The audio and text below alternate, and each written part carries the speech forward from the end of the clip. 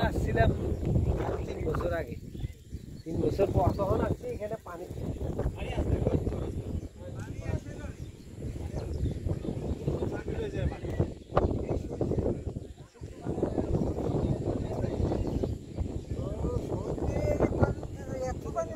হ্যাঁ আমরা যখন আসছিলাম শীতের সময় আসছি দেখি যে এখানে পানি ছিল। এখন তো আমরা অবাক কি যে পানি নাই, আরো ধান ক্ষেত কি অবস্থা, গরু চলতেছে সেইরকম আবার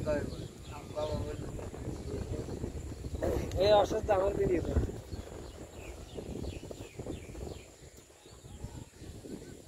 আচ্ছা যে তখন ওই সজনে ছিল ছিল ছিল